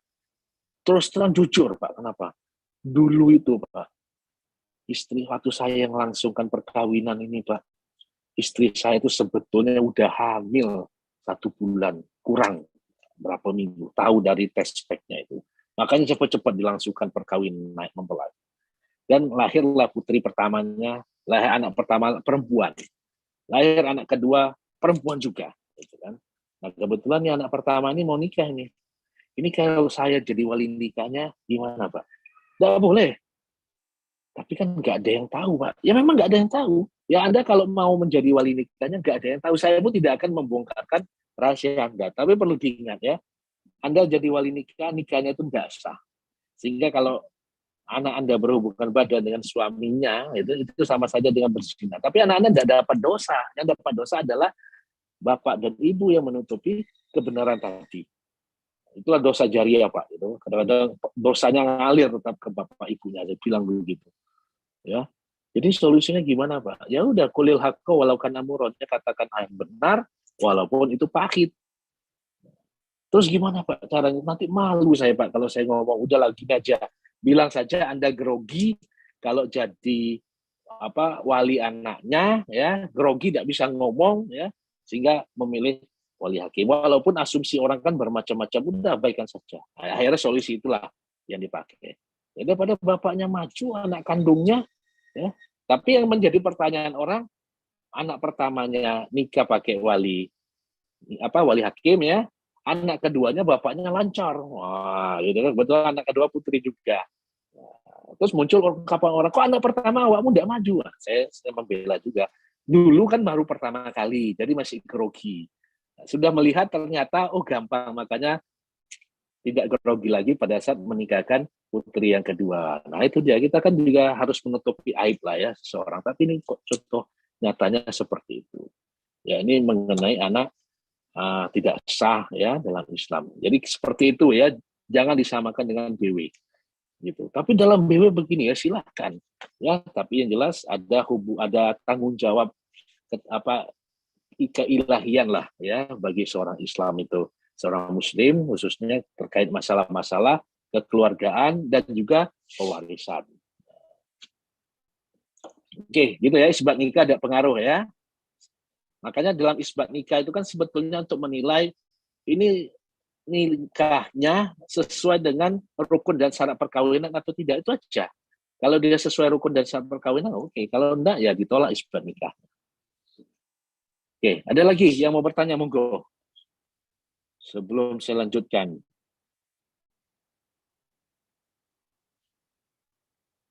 Oke. Kalau saya mau bertanya, Pak. Oh ya, monggo Pak Dio. Pak, untuk biasanya kan gini, ada orang yang sudah menikah, mungkin dari tutur katanya sudah mengucap talak gitu kan, Pak ya. Terus itu bisa diperbarui nggak menikah di penghulu lagi gitu, Pak? Oke. Ya, baik Pak. Tergantung talak berapa dulu Pak. Makanya hati-hati kalau bertengkar dengan istri, dengan pasangan ya. Kenapa? Makanya Kanjeng Nabi juga bersabda, jangan main-main dengan perkawinan ya. Jangan main-main dengan perkawinan, jangan pula main-main dengan perceraian ya. Karena perceraian itu adalah perkara yang boleh tapi dimurkai oleh Gusti Allah gitu. Jadi ayo ambilkan kopi. Ambilkan kopi. Sik tak apa nanti aku yo. Awakmu ndak ngambil kopi saiki tak jatuh talak loh. Nah, itu talak sudah jatuh loh, Pak. Udah dihitung talak 1.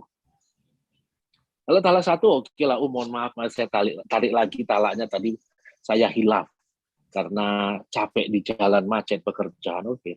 Tapi kalau sudah ngucap, mah ambilin kopi mah, masih apa? Kalau tidak ada kopi saat ini, tak jatuh talak 3. Nah, wis tepat ketemanan, bojonya tidak dengar atau apa, ya walaupun hanya ungkapan sesaat kena emosi, jatuh talak 3, Pak. Kalau jatuh talak 3 gimana? Memang harus nikah lagi. Tapi kalau nikah lagi dengan istrinya, si istri tadi harus menikah terlebih dahulu dengan orang lain. Kalau kata dari teman-teman saya itu Pak ya, kan alangkah lebih baiknya itu setiap tahun ini memperbarui suratnya. Kayak seperti itu loh Pak. Kita datang ke penghulu. Biar ada Pak. Oh, kalau ya, memperbarui, iya kalau memperbarui suratnya dengan orang lain, bukan dengan orang yang sama. ya maaf kalau kayak gitu, saya ya kan saya dengar dari orang yang lebih tua dari saya gitu loh Pak. Karena buku nikah itu dikeluarkan ya sekali untuk seumur hidup gitu. Untuk satu pasangan yang sama. Kalau mau nambah lagi edisi revisi ya monggo. Tapi kan edisi revisi kan harus ada yang baru kan gitu. Tidak boleh yang lama. Sama kalanya buku kan gitu. Gak ada, terus Pak. Gini Pak, terus gini, kalau misalnya ada orang ya menikah siri, terus berbeda agama, itu yang dipakai itu agama yang mana Pak itu Pak? Ini namanya nikah siri itu pasti dia agama Islam. Karena istilah nikah siri itu ada di agama Islam. Kalaupun ada nikah yang diam-diam, yang mirip dengan siri, itu saya katakan bukan nikah siri. Nikah yang tidak dicatatkan. Udah. Iya, nikah di bawah tangan tidak... itu kan Pak ya. Nah, kan gini, betul. Terus ini rukun nikahnya nggak lengkap gitu Pak. Gimana itu Pak? Sudah nikah siri, rukun nikahnya nggak lengkap. Dari ya kita nikah diam-diam tanpa sepengetahuan orang tua itu bagaimana itu Pak? Sepengetahuan saya, yang namanya nikah itu tidak perlu izin daripada orang tua, Pak. Rukun dan syarat perkawinan itu simple, Pak. Tidak perlu izin daripada orang tua. Nah, untuk jawaban daripada Pak Dio, bentar. Ada di sini.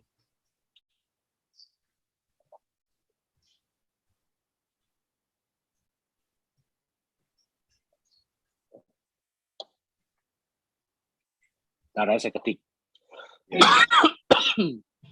Nah.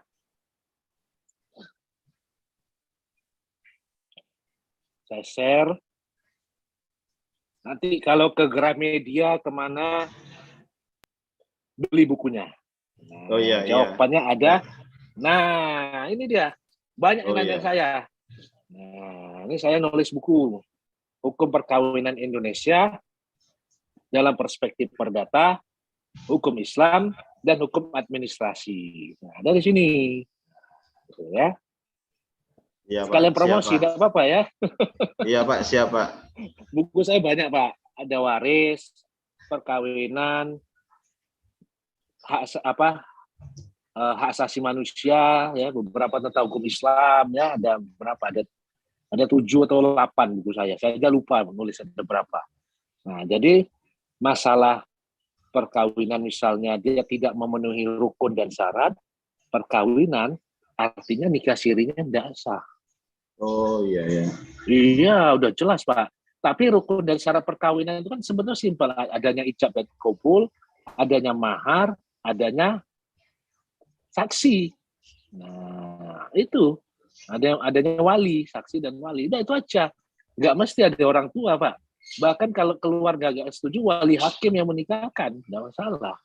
Gitu.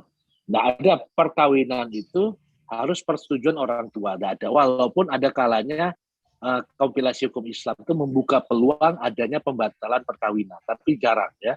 Adanya pembatalan perkawinan itu ada, tapi itu jarang. Itu biasanya digunakan untuk istri pertama membatalkan istri kedua dan seterusnya gitu. Ya, tapi jarang itu instrumen digunakan, walaupun sudah disediakan mengenai pembatalan perkawinan. Oke, ini ada yang nanya lagi Bu Yusmita. Oke Pak Dio ya. Ya, terima kasih Pak. Oke, sami-sami. Mohon Bu izin Yusmita, bertanya, Pak. ya. Nggih. Jadi ini ada pernikahan nikah siri dari Bapak Sulaiman dan Ibu Fatimah yang dilakukan di Malaysia, Pak. Oh ya. Oh ini Pada ada kasus tahun- real ya? Iya, kasus real tetangga saya pada tahun 1989. Oke. Nah, karena dulu di sana itu ada sekelompok orang dari Bawean lah, saya dari Bawean Pak, Oke. yang bagian menjual buku nikah palsu. Oke. Nah, karena Bapak Sulaiman dan Bu Fatimah itu tidak pernah pulang ke Bawean, hanya membeli buku nikah palsu tersebut. Mempunyai anak 4 orang, yang mana 2 anaknya ini mempunyai surat kelahiran dari Malaysia dengan menunjukkan buku nikah palsu tersebut. Kan tahun lama ya Pak ya, masih belum barcode. Belum Nah, ada ini internet sekarang, gitu. Nggih, tahun 2022 buku nikah palsu tersebut kena operasi gitu sama Malaysia. Nah, beliau pulang ke Bawean ingin ngurus isbat nikah, Pak. Betul. Kalau mengajukan isbat nikah itu terkendala oleh saksi. Karena setahu saya pengadilan agama itu saat sidang isbat minta saksi yang hadir pada saat pernikahan. Betul. Nah, sedangkan itu pernikahan tahun 89 keberatan karena sudah nggak ada di Bawean, ada di Malaysia semua. Iya. Kalau diajukan kalau nikah ulang ke KUA, otomatis buku nikahnya tahun 2022 ya Pak ya. Betul. Kemudian untuk anaknya itu mengajukan kelahirannya nanti jadi kendala. Asal usul anak. Paham. Yang jadi pertanyaan, apakah penetapan asal usul anak dari pengadilan agama itu bisa berlaku gitu Pak di Malaysia untuk mengambil surat keterangan lahir dari Malaysia? Soalnya ini anaknya identitas Malaysia semua Pak. Nah, oke. Gimana Pak? Pertanyaan bagus. Apakah penetapan isbat nikah itu bisa diakui pemerintah Malaysia? Kan begitu kan? Jawaban simpelnya begitu. Iya. Antara isbat atau penetapan asal usul anak, Pak. Kan ada 2 jalur. 2 jalan. Kalau penetapan asal usul anak maupun penetapan isbat nikah, kalau selama dia dikeluarkan oleh pengadilan agama dan resmi ya, alias bukan palsu lagi ya, insya Allah harusnya itu boleh. Ya, harusnya boleh. Dan juga ini masalah administratif. Saya kasih, ini ada yang mirip kayak gini. Saya kasih informasi. Ngurusnya harus ada di backup oleh Kedubes. Ya. Kalau tidak ada backup diplomatik dari Dubes, ngurus sendiri itu biasanya susah. Ya. Tapi idealnya mereka harus mengakui. Dan juga begini, pengalaman ini kan sudah pernah ada buku palsu ya.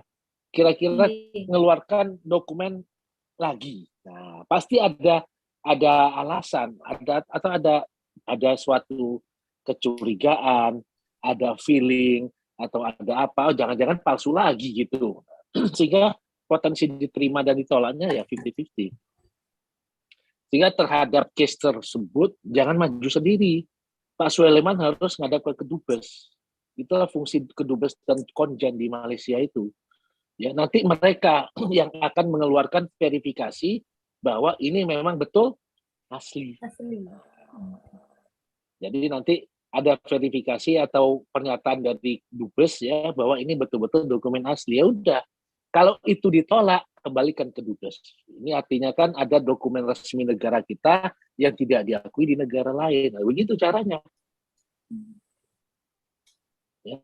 Jadi biar Dubes kami minta rekognisi bahwa betul ini adalah penetapan isbat nikah yang dikeluarkan Pengadilan Agama Bawean. Itu harus dapat. Habis itu dibawa untuk pengurusan. Habis itu dibawa untuk pengurusan, diterima alhamdulillah, tidak diterima laporkan lagi ke Dubes RI. Mohon maaf, ini kami dari ini ternyata kami permohonan ini penetapan isbat nikah beserta pernyataan dari Kedubes ditolak. Nah, gitu ya. Begitu ya. Ya. Iya, Pak. Terima kasih. Oke. Ini ada resen lagi Sofyan Hofi. Mas Sofyan. Bapak. Gimana Mas Sofyan? Monggo. Saya mau bertanya terkait semisal ada suatu keluarga, salah satu istri atau suami itu selingkuh. Selingkuhnya itu sampai ke melakukan perzinahan. Setelah melakukan perzinahan, ternyata diadukan ke polisi, lalu diproses pidananya. Nah, untuk diproses pidana harus perdatanya diselain dulu. Nah, maksudnya ini diselain setelah perdata dia harus cerai atau bagaimana Pak? Terima kasih. Yang melaporkan istri tuanya. Ya, oke. Konsepnya memang itu 284 KUHP ya, 284 KUHP tentang perzinahan gitu ya, karena kan salah satu menikah. Saya beberapa konsultasi juga dengan teman-teman pidana dan sebagainya. Kalau istri tua yang melakukan laporan adanya konsep perzinahan, maka dia otomatis juga harus mengajukan gugatan cerai di Pengadilan Agama. Ya, itu harus beriringan. Tidak bisa ngadukan suaminya perzinahan sementara dia tidak melaporkan, tidak melakukan gugatan cerai. Artinya tetap itu. Karena polisi juga pasti akan menolak kasus tersebut. Ya, jadi karena ini implikasinya pidana. Jadi beberapa saya dan rekan-rekan ahli pidana itu mengisi BAP ya, rekan ahli ya, kami sejalan ya. Artinya apa? Kalau memang ada pelaporan pelanggaran 284 KUHP perzinahan, maka itu harus dibarengi dengan adanya gugatan cerai yang dilakukan oleh istri tua kepada suaminya. Jadi nangkap suaminya itu enak gitu. Nah, tapi kalau itu tidak dilakukan, nah hari ini terbakar emosi, minggu depan rasa rindu yang memendam gitu ya. Nah, dia yang melaporkan, dia pula yang nangis-nangis minta dicabut, nah, gitu. Ya. Jadi seperti itu prakteknya ya. Jadi untuk ketegasan saja yang dimaksud selesaikan perdatanya, ya artinya Anda harus mengajukan gugatan cerai dulu istrinya, cerai gugat, baru laporan ini akan diproses. Gitu ya. Oke. Terima kasih. Pak Prawito, mohon maaf, mungkin bisa dilanjutkan dulu materinya Pak, kan masih banyak soalnya. Oh iya. Tidak seputaran perkawinan saja soalnya. Iya, ya memang paling top perkawinan masalahnya. Nah, saya lanjut lagi.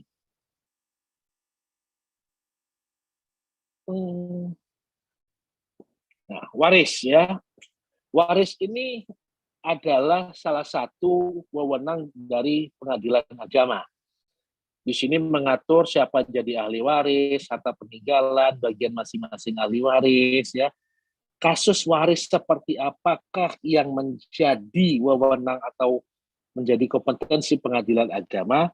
Kasus waris di mana pewarisnya beragama Islam. Ya.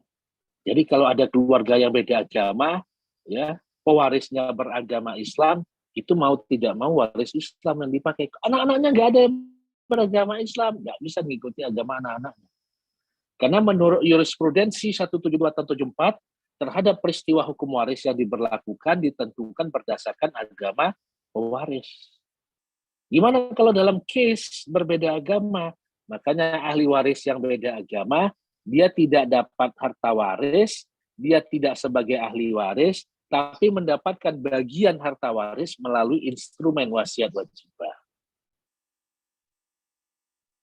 Jadi waris ini berlaku ya dengan sendirinya. Ini katakan hukum waris Islam itu punya asas ijbari gitu ya, asas yang mengikat, memaksa. Jadi misalnya saya berwasiat kalau saya meninggal waris BW saja yang dipakai, ya, itu tidak boleh secara akidah. Ya. Lalu bagaimana kalau ahli waris ingin membagi sesuai dengan kesepakatan? Ini sering terjadi dalam masyarakat. Hukum waris Islam memperbolehkankah harta waris dibagi berdasarkan kesepakatan? Jawabnya boleh. Dengan satu syarat, yang kadang-kadang syarat ini dilupakan. Apa syaratnya? Bagi dulu secara waris Islam, habis itu masing-masing ahli waris sudah mengetahui bagiannya, monggo silakan bersepakat. Udahlah, saya sudah tahu bagian saya segini, bagian Anda segitu. Udah kita sama-sama rebuan biar adil, sama rata ya, deal ya, deal. Enggak apa-apa. Ojo sampai udahlah kita ngapain pakai waris-waris Islam, kita dari kecil sama-sama kok. Keluar dari rahim yang sama, bapak yang sama. Udahlah kita bagi sama, bagi rata ya, sip. Oh, bagi rata. Pulang ono mas apa istri yang ngempor-ngemporin, Mas. Kok bodohnya, Mas gobloknya, Mas ini. Ya apa?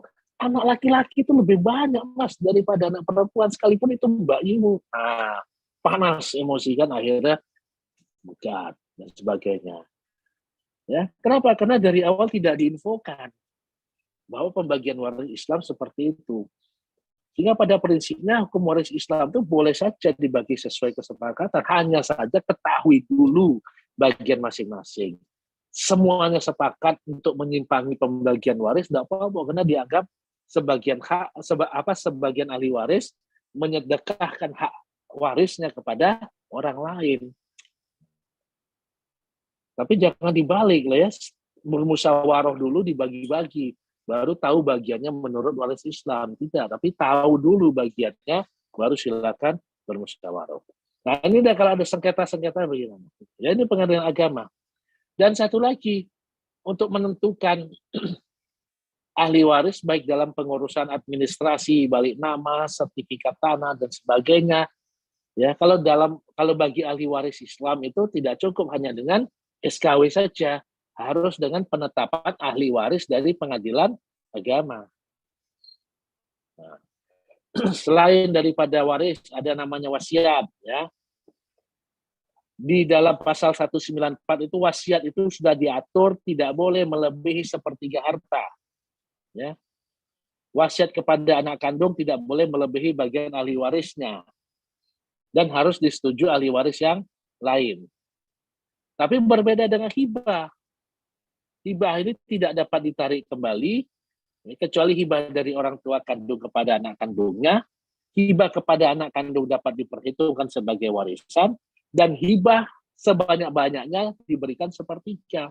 Dapat diberikan sepertiga. Ini adalah pemaknaan yang kalau menurut saya unfullen. Boleh nggak Pak saya menghibahkan lebih dari sepertiga? Kalau menurut saya boleh. Karena bahasanya berbeda dengan wasiat. Wasiat Anda bisa lihat di 194 itu ya. Wasiat paling banyak diberikan sepertiga dari seluruh harta. Wasiat yang melebihi sepertiga harus dengan persetujuan ahli waris. Tapi ketentuan hibah tidak. Hibah dapat diberikan sebanyak-banyaknya sepertiga dari seluruh harta. Artinya kata dapat ini boleh iya, boleh tidak. Ini yang sering dibandingkan. Kalau gitu hibah orang tua kepada anak kandung boleh diperhitungkan sebagai warisan, boleh juga tidak.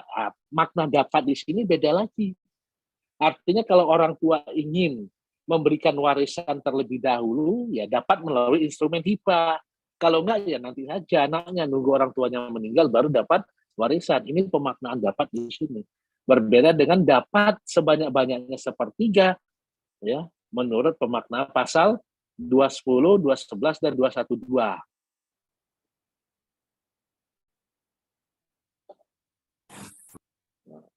Oke, ini wakaf ya, saya skip.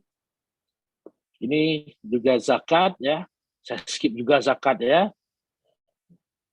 Infak saya skip, sodako saya skip. Nah, ekonomi syariah. Nah, ini dia, ini agak panjang ini ya. Penjelasan pasal 49 Undang-Undang Nomor 3 Tahun 2006 sudah menjelaskan bahwa yang dimaksud dengan ekonomi syariah ini adalah kegiatan usaha menurut prinsip syariah, bisa bank syariah, lembaga keuangan syariah, asuransi syariah, terus bahkan dibuat umum lagi bisnis syariah. Nah, kalau bisnisnya pakai Bismillahirrahmanirrahim, bisnis syariah, gitu kan. Nah, bisnis syariah yang dimaksud ini seperti apa? Ini adalah perusahaan syariah. Karena kalau kita lihat ini kan tidak ada PT syariah. Ya. Padahal Undang-Undang 40 2007 pasal 108 itu mengatur tentang perusahaan syariah. Apa itu perusahaan syariah? Perusahaan syariah itu adalah perusahaan yang punya dewan pengawas syariah. Jadi kalau dia perusahaan ya, punya dewan pengawas syariah, itu perusahaan syariah. Itu menurut Undang-Undang 40 tahun 2007. Walaupun bisnisnya judi online gitu ya. Jadi dia judi online punya dewan pengawas syariah, tapi tidak akan ada lah gitu ya, guyon aja. Ya. Judi online tapi punya DPS ya. Karena dalam Undang-Undang 40 tahun 2007 perusahaan syariah itu tidak dibatasi ruang lingkup usahanya. Hanya punya DPS saja, ya sudahlah. Karena dianggap kalau dia punya dewan pengawas syariah, maka usahanya tidak akan mungkin melenceng dari syariat Islam. Nah, khusus untuk bank ya, bank syariah dan sebagainya, ini kan mayoritas ini badan hukumnya adalah perusahaan, ya, perusahaan syariah. Khusus untuk lembaga keuangan mikro syariah, nah ini lembaga keuangan mikro syariah ini biasanya koperasi-koperasi syariah ya, atau Baitul Mal wa Tamwil, itu biasanya takmir masjid, buka BMT itu badan hukumnya adalah LKM ya, lembaga keuangan mikro, itu diatur dalam Undang-Undang Nomor 1 Tahun 2013 sudah ya. Nah, ini yang perlu saya jelaskan lagi. Dahulu kala ya. Dahulu kala Undang-Undang 21 2008 tentang perbankan syariah di pasal 55 mengatur demikian. Ayat 1, penyelesaian sengketa perbankan syariah dilakukan oleh pengadilan dalam lingkupan peradilan agama, udah jelas ya. Yang ayat 2-nya bilang, dalam hal para pihak telah memperjanjikan penyelesaian sengketa selain sebagaimana dimaksud pada ayat 1, maka penyelesaian sengketa dilakukan sesuai dengan isi perjanjian. Yang 3-nya, penyelesaian sengketa tidak boleh bertentangan dengan prinsip syariah. Padahal kan sudah dikunci di ayat 3 ini, penyelesaian sengketa sebagai maksud ayat 2 tidak boleh bertentangan dengan prinsip syariah. Ternyata dalam penjelasan ayat 2 Undang-Undang 21 2008 menjelaskan yang dimaksud penyelesaian sengketa sebagaimana dimaksud pada ayat 1 adalah musyawarah, mediasi perbankan, melalui badan arbitrase syariah atau Basyarnas, atau lembaga arbitrase lain, atau melalui pengadilan dalam lingkungan peradilan umum. Sehingga konsekuensinya apa? Selama diperjanjikan dalam isi akad, pengadilan negeri boleh mengadili sengketa ekonomi syariah. Dan ini yang banyak terjadi pada tahun 2008 sampai dengan tahun 2012 ini ya. Banyak ya. Bahkan bukan banyak, hampir semua lah. Kenapa? Karena maaf ngomong, bank-bank itu kadang dulu tuh bank syariah mungkin ada juga yang bekerja di bank syariah di sini ya. Tidak percaya sama pengadilan agama. Oh ini boleh Pak. Kalau kita di pengadilan negeri, ya kita pengadilan agama bisa. Nggak usah Pak, itu cuma NTC-RW, nikah cerai taruh waris. Terus pengadilan umum ya, pengadilan umum itu terjadi. Sehingga pengadilan negeri ya menjadi choice of forum dari suatu penyelesaian sengketa bisnis syariah. Kalau nggak ada bisnis, nggak masalah. Inilah perjanjian bank. Saya kan juga ngajak perbankan, saya bilang, kita nggak akan bisa tahu suatu akad, suatu perjanjian pembiayaan atau perjanjian kredit perbankan baik konvensional atau syariah, kita nggak akan pernah tahu itu sempurna atau tidak apabila tidak ada default, tidak ada gagal bayar. Everything is going well, udah lancar, debitur, nasabah tetap bayar sampai waktunya selesai, no problem.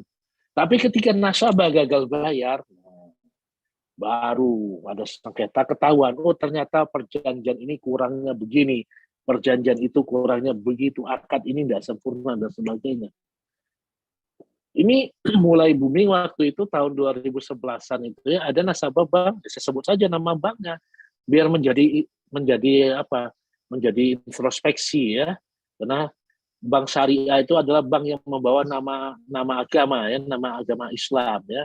Walaupun istilah syariah sendiri itu kan artinya kan istilah syariah itu artinya aturan atau hukum ya. Aturan jalan hukum. Karena pada prinsipnya semua agama punya syariah masing-masing. Ada syariah Islam, ada syariah agama-agama yang lain. Karena syariah itu artinya aturan atau jalan atau hukum. Undang-Undang 21 2008 tentang perbankan syariah. Ini kan sebetulnya muncul pertanyaan tentang perbankan syariah yang mana? Maksudnya tentang perbankan syariah Islam. Tapi alhamdulillah sudah terjawab pada pasal 1 angka 12. Prinsip syariah yang dimaksud adalah prinsip berdasarkan hukum Islam. Berdasarkan hukum Islam yang diatur dalam fatwa yang dikeluarkan oleh lembaga yang berwenang. Nah, ini saya bilang tadi, fatwa DSN MUI itu dia ada penguatannya di Undang-Undang 21 2008 pasal 1 angka 12. Ya. Nah, waktu itu Bank Muamalah itu mencantumkan Pengadilan Negeri Bogor sebagai penyelesaian sengketa, ya. Sehingga sengketa tersebut dibawa ke Pengadilan Negeri Bogor dan oleh si nasabah melalui kuasa hukumnya ini dibawa ke Mahkamah Konstitusi. Dikatakan bertentangan dengan nilai-nilai konstitusional, ya, tidak konsisten. Normanya bilang begini, penjelasannya bilang begitu. Dan juga pada prinsipnya namanya syariah, ya, Undang-Undang Nomor 3 Tahun 2006 idealnya diselesaikan di Pengadilan Agama. Nah, sehingga ini masalah yang muncul dengan penjelasan pasal 55 ayat 2. Dan keluarlah putusan Mahkamah Konstitusi nomor 93 tahun 2012 atas pengajuan permohonan uji material terhadap Undang-Undang 21 2008 khususnya penjelasan pasal 55 ayat 2. Ya. Dan ini sudah dicabut ya. Jadi dalam amar putusan tadi mengabulkan permohonan untuk sebagian penjelasan pasal 55 bertentangan dengan konstitusi dan tidak punya kekuatan mengikat. Jadi yang dicabut itu adalah penjelasan pasal 55 ayat 2 sehingga tidak diperkenankan lagi ya adanya badan arbitrase lain atau melalui pengadilan dalam lingkungan peradilan umum itu dicantumkan di dalam isi akad. Itu tidak boleh lagi. Ini tahun 2012. Dan ternyata, jadi kalian misalnya ada case atau apa ya, atau membuat suatu kontrak drafter atau merancang sebuah akad, pastikan ya penyelesaian sengketanya yang namanya kegiatan bisnis syariah, yang ruang lingkupnya ada di pasal 49 ini ya, ini harus ya diselesaikan di pengadilan agama apapun yang terjadi. Ya. Dan ini pernah terjadi tahun 2016 atau 15, sudah lupa saya. Ini adalah ada case ya. Case waktu itu saya diminta sebagai ahli oleh oleh bank syariah ya. Bank syariahnya yang salah satu bank syariah yang merger jadi BSI ya. Saya tidak sebut namanya. Kan dulu BSI itu kan 3 bank ya. Nah, salah satu dari 3 bank itu meminta saya ada kasus di Kalimantan. Itu pembiayaannya adalah pembiayaan murabahah itu. Nah, salah satu choice of forumnya itu adalah pengadilan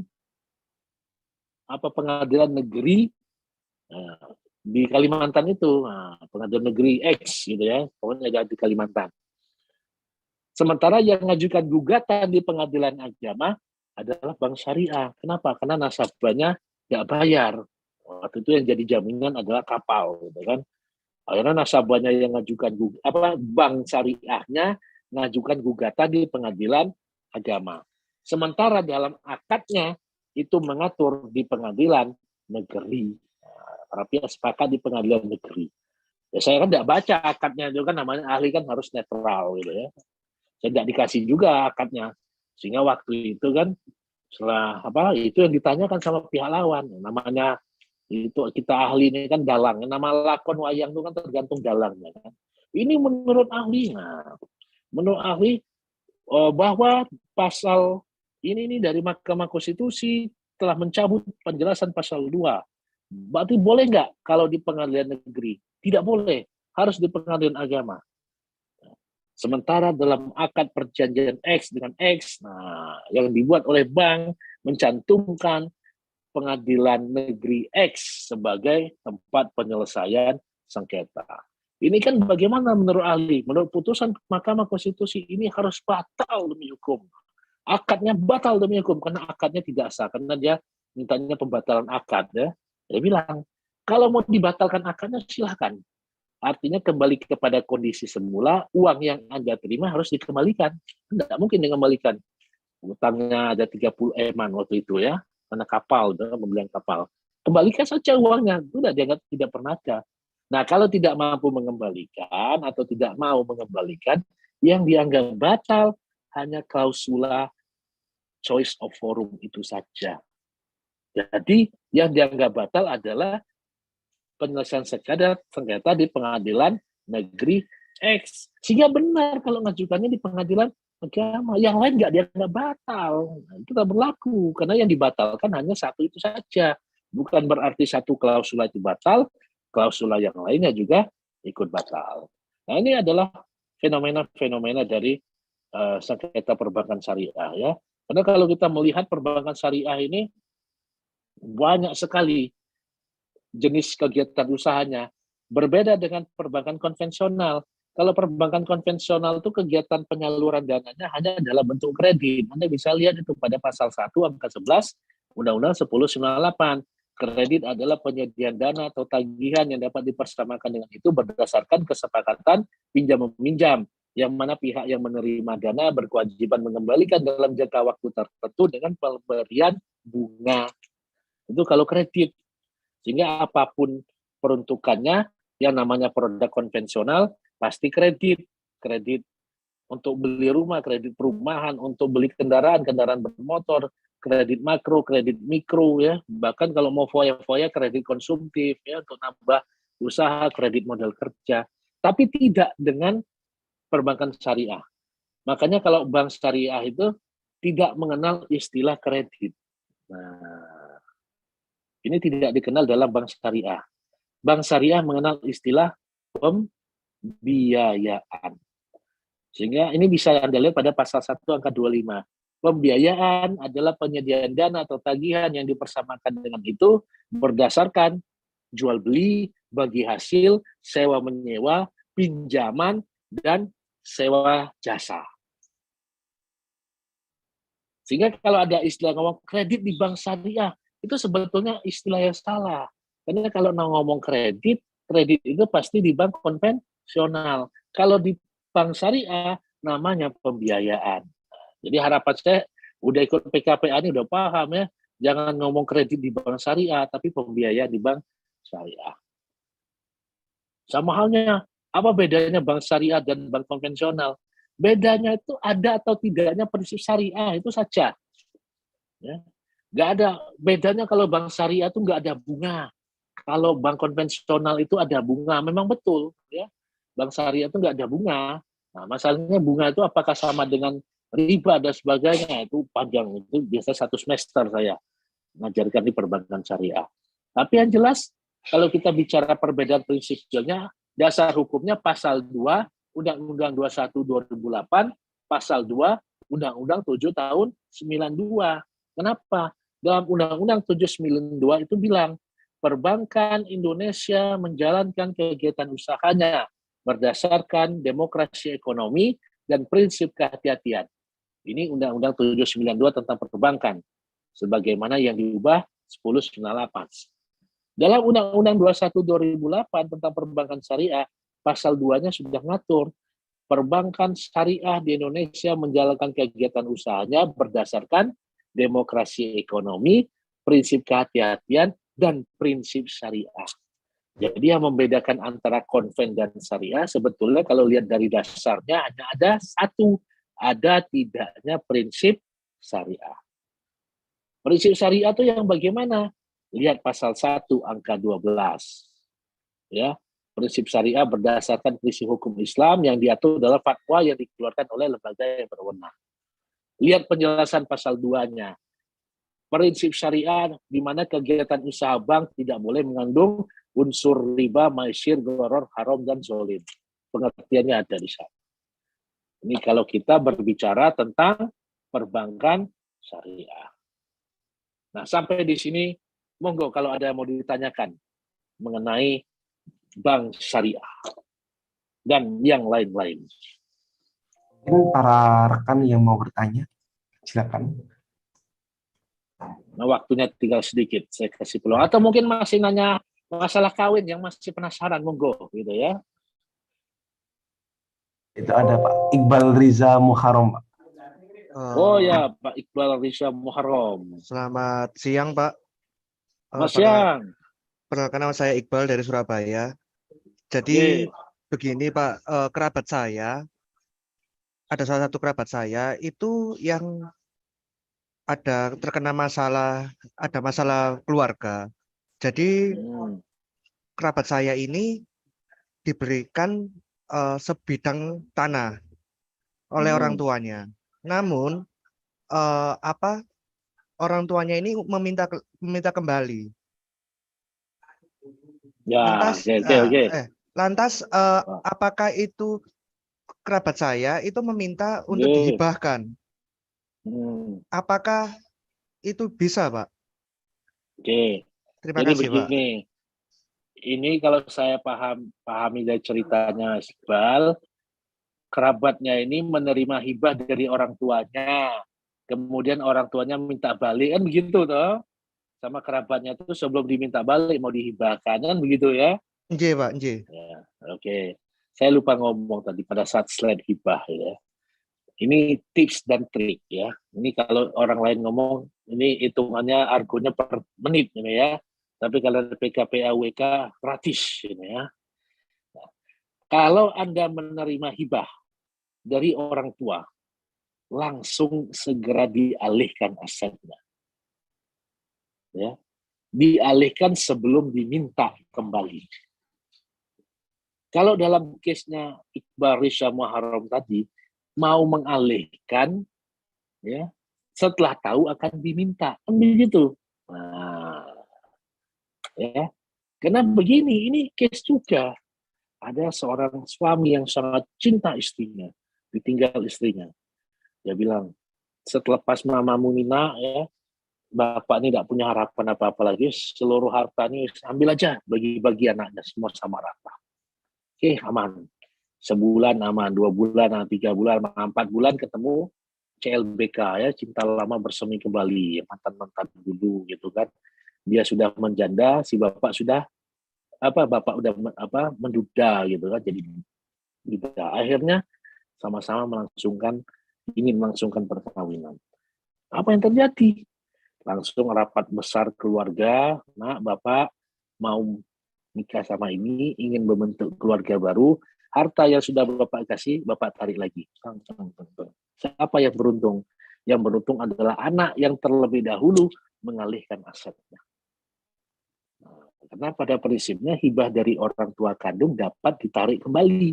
Yang tidak dapat ditarik kembali itu hibah dari seseorang kepada orang lain. Kenapa hibah dari orang tua kandung dapat ditarik kembali? Karena hibah dapat diperhitungkan sebagai warisan. Nah, dalam case-nya Iqbal tadi, sebelum ini kan mintanya secara lisan, ya, jangan dihibahkan, jual saja, segera dijual, ya. Kalau diminta, waduh mohon maaf Pak, ya, hartanya udah tak jual, wis duitnya mana, wis duit nanti apaan untuk putus sekolah, itu selesai, ya. Jadi tidak ada kewajiban untuk memberikan, ya, karena asetnya sudah tidak berada pada penguasaan si penerima hibah. Gitu ya. Ya, baik Pak. Sama Jangan satu lagi. hibah ya. Ya, Apa? sama satu lagi Pak. Apakah dalam hukum Islam ini kita boleh menolak warisan Pak? Jadi kan, ini lagi. jadi kan Ya, pada saya ini, paham. Iya, makasih Pak. Saya paham. Soalnya waktunya mepet. Saya jelaskan. Dalam Islam itu pada prinsipnya tidak ada hak untuk menolak waris. Ya, kenapa demikian? Berbeda dengan BW. Kenapa BW itu ada hak untuk menolak waris? Karena si ahli waris dalam BW pada prinsipnya tidak saja mewarisi hartanya, tapi juga mewarisi utangnya. Sehingga kalau utangnya lebih besar daripada harta warisnya, lebih baik dia menggunakan hak untuk menolak waris. Nah, kalau dalam Islam itu tidak ada hak untuk menolak waris. Yang ada itu menyedekahkan hak warisnya. Kenapa dalam Islam itu tidak ada hak untuk menolak waris? Karena utang piutang dalam Islam itu adalah akad yang sifatnya tabaruk, yang bersifat mencari ridhonya Gusti Allah. Tidak boleh akad utang piutang pinjam meminjam itu ada unsur profitable di sana. Kalau ada akad utang piutang pinjaman yang profitable, maka itulah yang menjadi riba. Ini yang munculnya konsep bank konvensional itu kenapa dikatakan bunga itu sama dengan riba? Karena dalam konvensional kesepakatan pinjam meminjam, kredit itu perjanjian pinjam meminjam. Nah, jadi dalam Islam itu pada prinsipnya tidak ada kewajiban hukum bagi ahli waris melunasi utang. Yang ada kewajiban moral. Makanya sebelum jenazah itu diberangkatkan, perwakilan keluarga ngomong, apabila ada Bapak Ibu hadirin dan hadirat sekalian yang pasti punya utang dengan almarhum, dengan almarhumah, silakan menghubungi ahli warisnya. Tujuannya apa? Supaya dia tidak mendapatkan ganjaran siksa di alam kubur. Bahkan kalau mau masuk surga tidak perlu tertunda. Misalnya Iqbal. Iqbal ternyata punya utang Indomie sama Rifki. Nah, itu ya. Misalnya, Rifki, aku pinjam Indomie dong, sebungkus. Nah, udah, minggu depan gue bayar. Makanan Indomie, cet. Minggu depan pun datang, Rifki pun lupa nagih, Iqbal Riza Muhammad lupa bayar Indomie. Aman itu. Sampai akhirnya ketika mau masuk surga, nah Iqbal meninggal, Rifki pun meninggal misalnya ya. Mau masuk surga si Iqbal tadi, di-stop sama malaikat. Ente kagak boleh masuk surga Iqbal. Kenapa malaikat? Sholat saya kuat, puasa saya rajin, ibadah sunnah banyak saya lakukan. Karena ente masih punya utang kepada Rifki. Saya nggak ada utang apa-apa, duit saya nggak pernah ngutang. Memang tidak ngutang duit, tapi ngutang Indomie sebungkus. Nggak iso masuk surga gara-gara Indomie sebungkus diguyu sama malaikat. Nah, itulah dia ya. Gimana caranya malaikat? Temui Rifki. Dia meridhoi Indomimu, maka bisa masuk surga. Syukur-syukur Rifki ini ngantrinya di pintu surga yang sama. Kalau ngantrinya di pintu surga yang berbeda, ya sorry. Syukur-syukur kalau Rifki juga sudah ngantri pintu surga atau masuk surga duluan. Kalau Rifki di neraka misalnya, nah, yang dari ngantri pintu surga nyari Rifki sampai ke pintu neraka hanya untuk minta ikhlaskan Indomie. Itu beratnya utang piutang, hati-hati. Ya, makanya kalau saya menganjurkan orang ini, Islam itu utang piutang itu tidak boleh ngambil profit ya. Artinya apa yang diberikan ya sudah itu yang diterima lagi kalau dikembalikan. Kalau ada profit kelebihan di sana itu namanya riba. Kalau kita mau ngutangin, pastikan itu adalah uang yang akan kita sedekahkan. Artinya ada teman mau pinjam 1 juta, aku pinjam 1 juta dong. Ini kalau pinjam 1 juta alamat tidak balik ini ya. Bukannya kita tidak mau minjemin, pasti alamat tidak balik. Ya sudahlah. Tapi aku ikhlaskan kalau 500.000, kalau 1 juta keberatan. Aku 1 juta nggak ada, cuma 500.000 ada. Mau dah? Oh tidak apa-apa 500.000 kasih. Ya sudah kita anggap itu uang lepas. Ya. Kalau dia kembalikan 500.000, alhamdulillah. Tidak kembalikan, biar pahalanya Gusti Allah yang memberikan balasan. Nah, itu masalah utang piutang. Inilah yang menjadi alasan kenapa dalam Islam tidak ada hak untuk menolak waris. Karena kaitannya dengan utang piutang berbeda dengan BW. Begitu ya Iqbal ya. Iya Pak, terima kasih atas penjelasannya Pak. Ini bagaimana panitia, satu kali lagi yang Ya, resen baik. atau close? Nggak apa-apa, langsung sekali ya untuk Bu Siti Ainul. Oke. Baik Pak, terima kasih atas kesempatan yang diberikan. Saya mau bertanya terkait waris. Jadi bagaimana jika ada ahli waris, seorang cucu yang baru mengurus harta waris dari kakeknya, namun harta waris tersebut sudah berpindah tangan selama sebanyak 3 kali, dan yang menjualnya ini yang jaga kakeknya ini, karena kakeknya itu sudah ditinggal anaknya itu berpuluh-puluh tahun. Bagaimana Pak? Oke. Jadi harta waris dari kakek diurus cucu, namun asetnya sudah berpindah-pindah. Ini perjalanan yang cukup panjang. Kenapa demikian? Artinya kita harus melihat dulu riwayat perpindahan harta itu seperti apa. Riwayat perpindahan harta itu ya, mulai dari kakeknya kepada yang ngurus sampai ke orang yang lain. Atau bisa jadi si kakek tadi menjual hartanya tanpa sepengetahuan ahli waris.